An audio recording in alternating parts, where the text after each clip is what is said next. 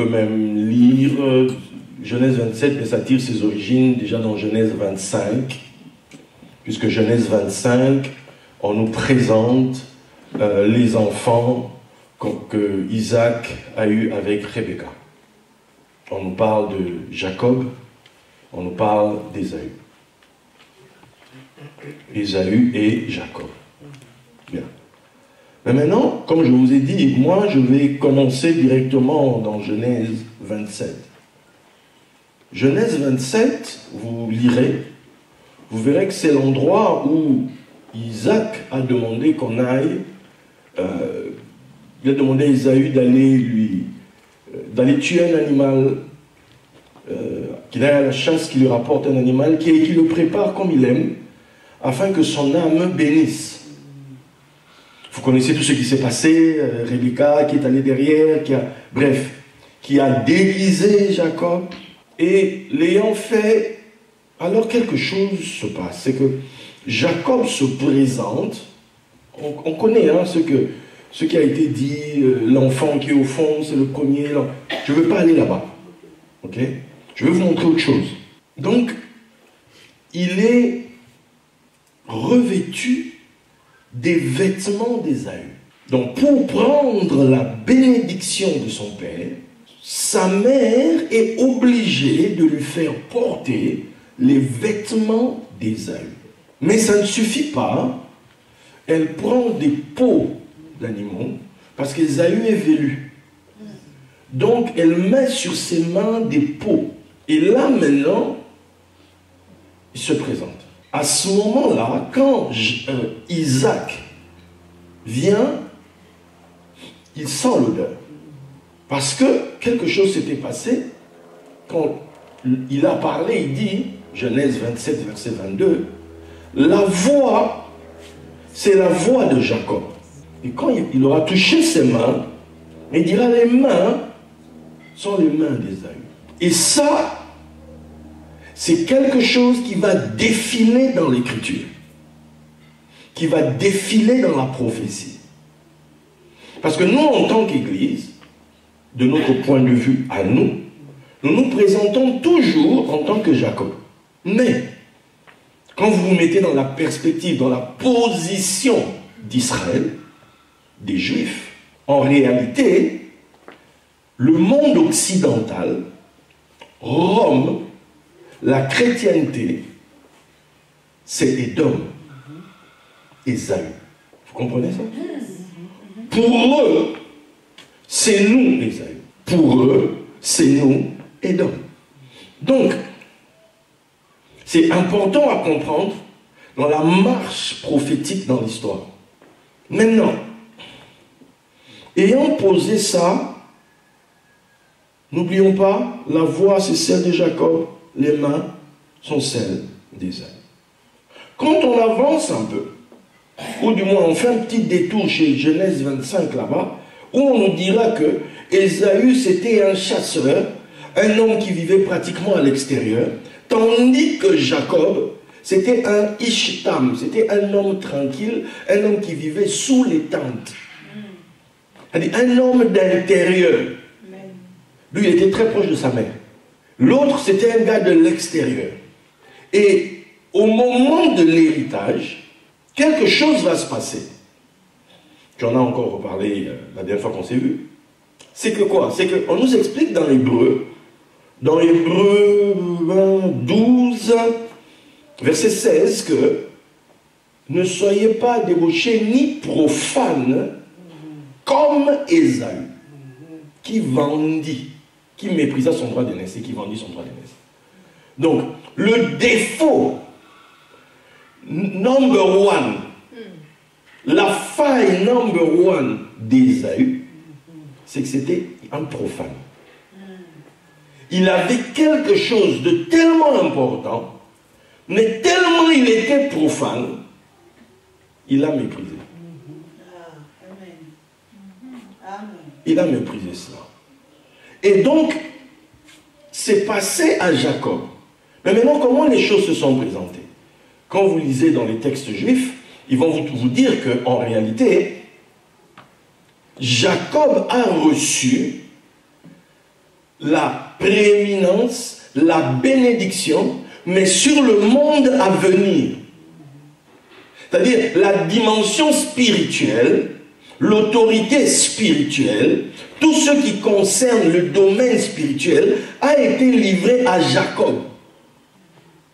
En fait, lorsque Ésaü vend, il vend en fait son futur.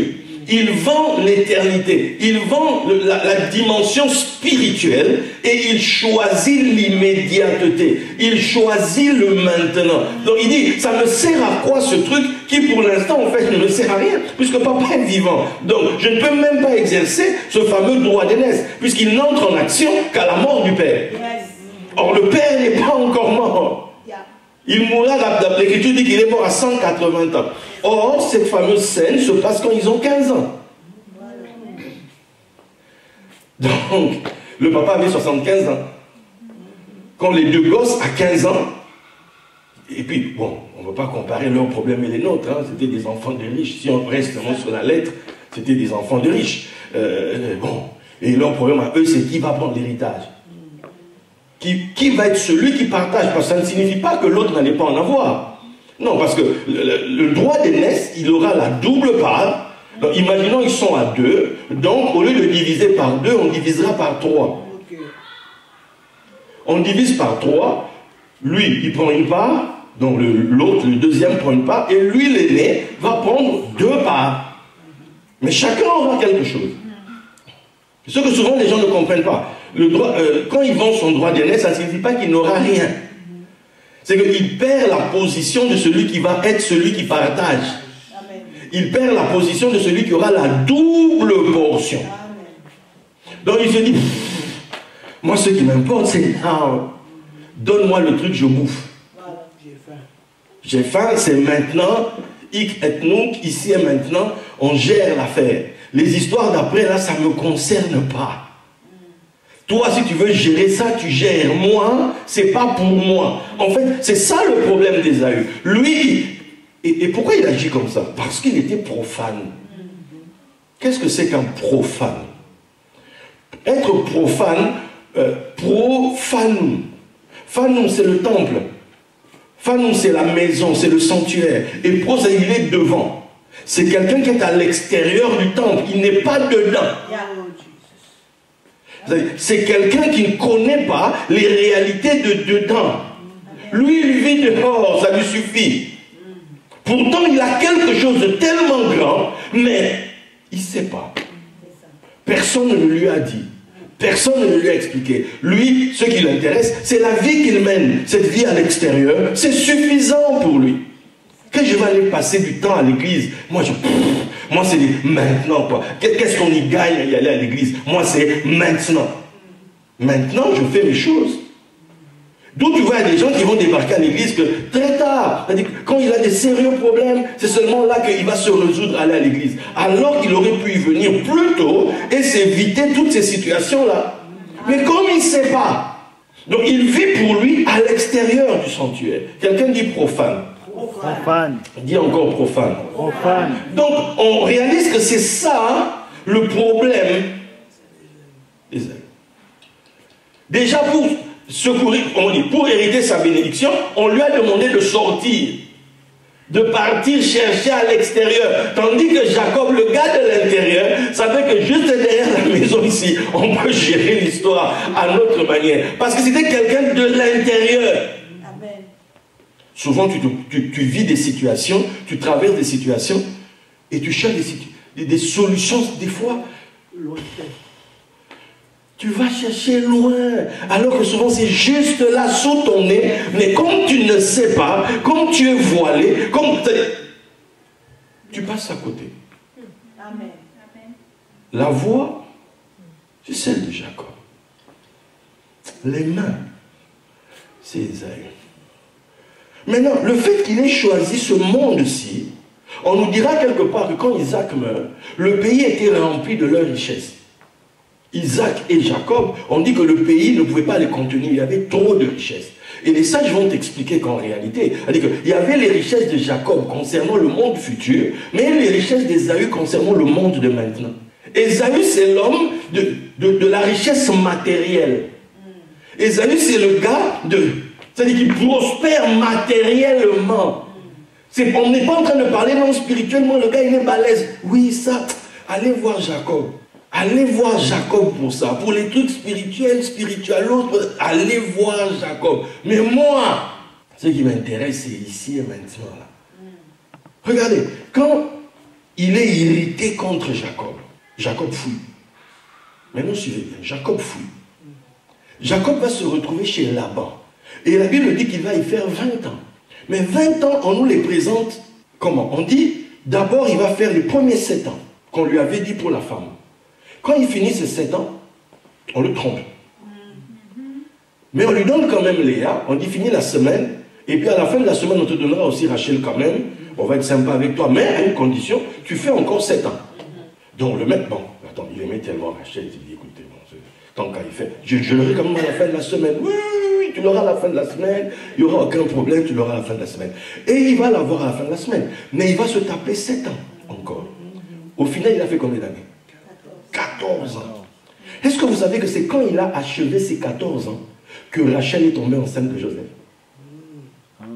Tant qu'il n'avait pas fini, Rachel ne tombait pas enceinte. Il y a eu les servantes de Rachel qu'on a mis là pour avoir. Mais Rachel tombe enceinte quand les 14 ans sont achevés. Pas avant. Il y a de ces choses dans votre vie que vous voulez avoir qui n'arrivent pas parce que vous n'avez pas encore fini de payer certains prix. Vous n'avez pas encore. La mesure n'est pas encore complète en fait. La chose que tu veux a un prix. Voilà pourquoi on te dit demandez, il vous sera donné. Mais on dit aussi donner, il vous sera donné. Amen. À quel moment on demande seulement pour avoir? À quel moment on donne pour recevoir? Les choses que l'on cherche ont un prix. Les choses que l'on veut. Ce que tu demandes dans ta... C'est une transaction. Quand on prie, tefila en hébreu, ça signifie... C'est la racine du verbe...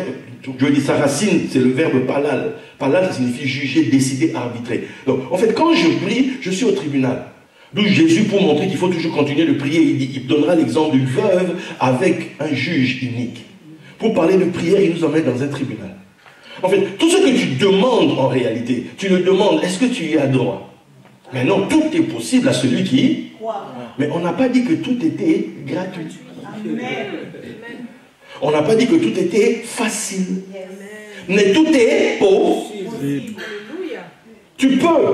Maintenant, c'est à toi de savoir. C'est comme l'autre. On lui a promis, il voulait Rachel. Attends, Rachel, attends. De toute façon, on la présente dans la Bible, excuse-moi. Miss Univers, elle ne peut pas aller se rhabiller. Elle ne peut pas aller se rhabiller. Rachel. Pour Rachel, le mec, il a accepté de travailler. C'était pas ça, c'était pas des heures supplémentaires, des années. Il a fait des années supplémentaires. Pour qui? Pour Rachel là seulement.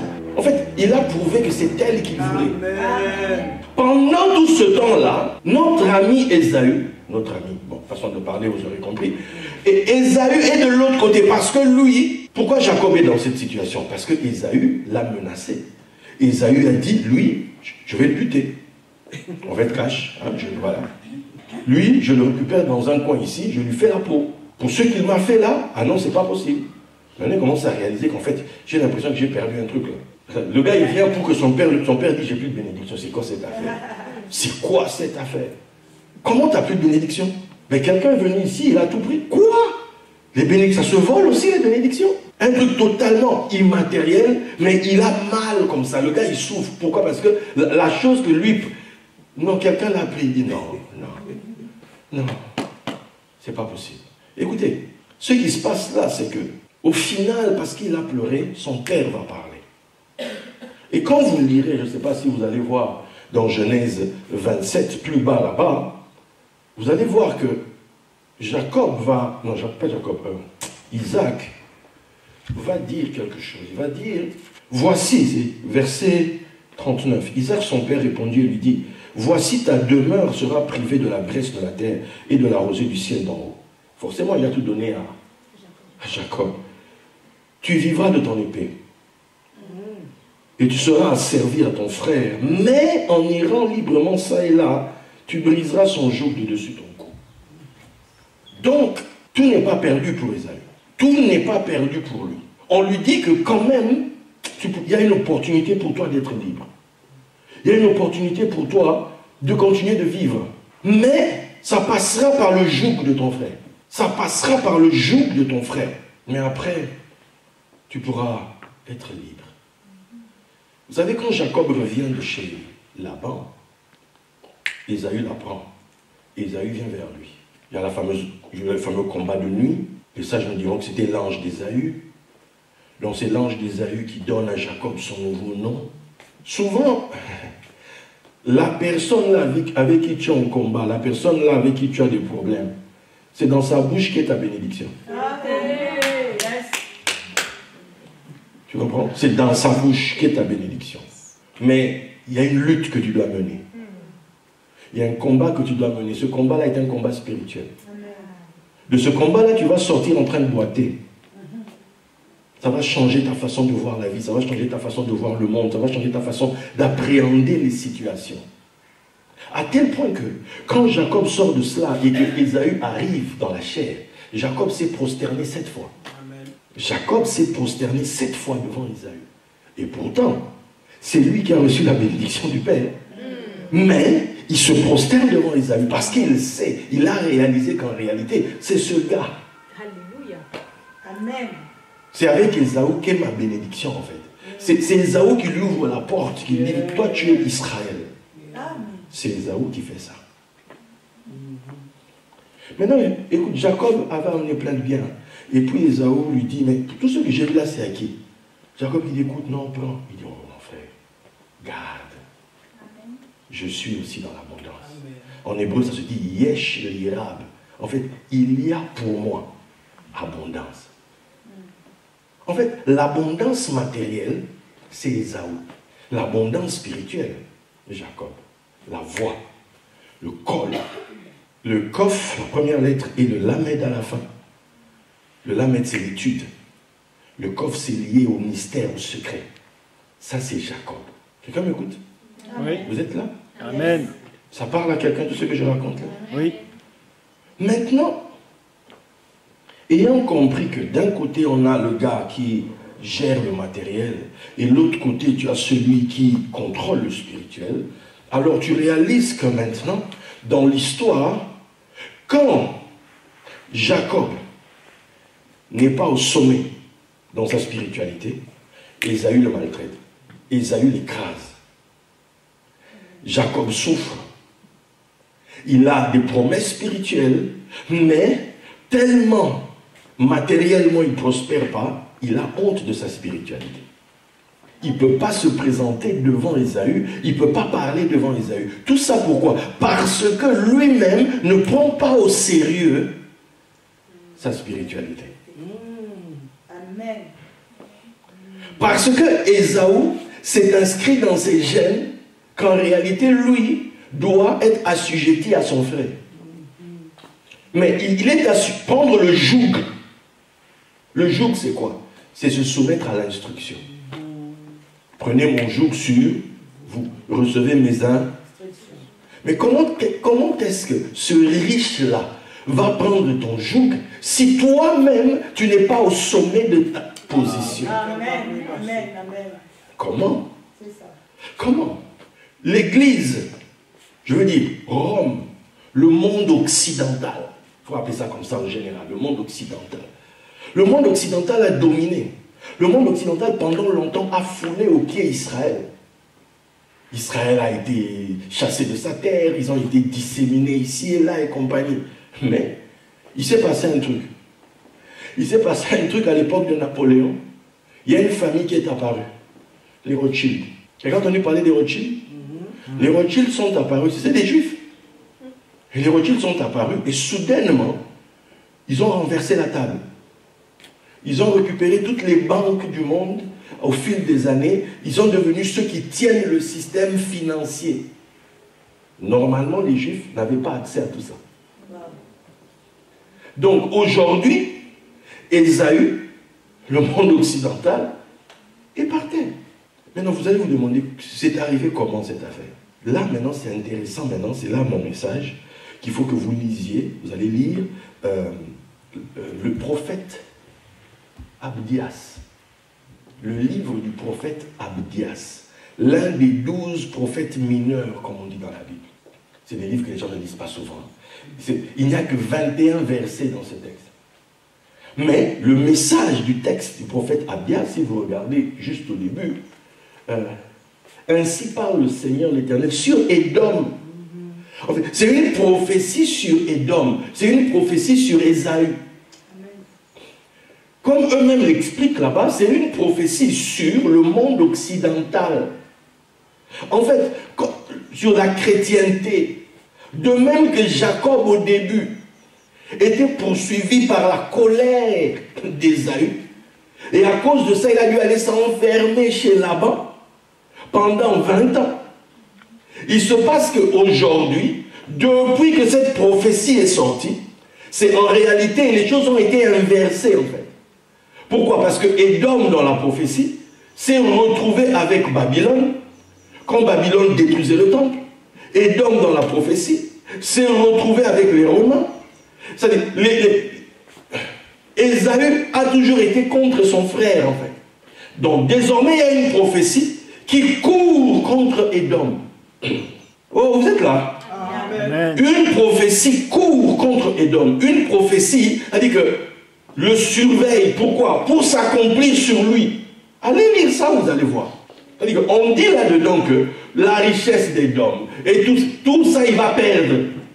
Pourquoi? À cause de ce qu'ils ont fait aux autres là-bas. Donc, eux là, quand vous les voyez, souvent quand ils nous regardent, nous, ils rigolent. Et quand vous les suivez, vous allez voir que les prophéties concernant Édom, ils n'en parlent pas beaucoup en ligne. Même quand les gens posent des questions, ils ne vont pas trop en parler. Pour quelle raison? Parce qu'ils savent qu'il y a un jugement qui court contre Édom. Un jugement qui court contre, disons-le, le monde occidental. Or, ce monde-là, c'est dans ce monde-là que l'Église a pris place. L'Église. Puisque là, on vient de changer de pape. Symboliquement, il est le chef de qui? Des chrétiens. Il symbolise les chrétiens, symboliquement. On peut ne pas être d'accord, chacun dans son monde, mais dans les faits, c'est un chef politique qui représente les chrétiens. Là, il vient de dire que la famille, c'est un homme, une femme, point barre, on ne change pas ça, mais on est content. Parce que celui d'avant, apparemment, il avait changé la donne. Vous voyez ce que je veux dire? Il est censé représenter les valeurs chrétiennes. Donc c'est Rome. C'est Rome. Et là même politiquement, il se passe quelque chose. C'est que Mélanie, là, de l'Italie, ben, elle a les faveurs de Trump. Et pour Trump, la personne qui doit représenter l'Europe, c'est Mélanie, c'est l'Italie. Donc on a un retour de Rome au premier plan. Vous comprenez? Pendant ce temps, la France, on descend. Mais pourquoi la France descend? La France, pendant longtemps, elle a été appelée qui? La fille aînée de l'Église. C'est la France. Et la France a été combattue pour ça, pour la mettre à genoux. C'était la France qui portait la bannière du christianisme en tant que nation. C'était la France ici. C'est la nation sur qui la papauté s'est appuyée.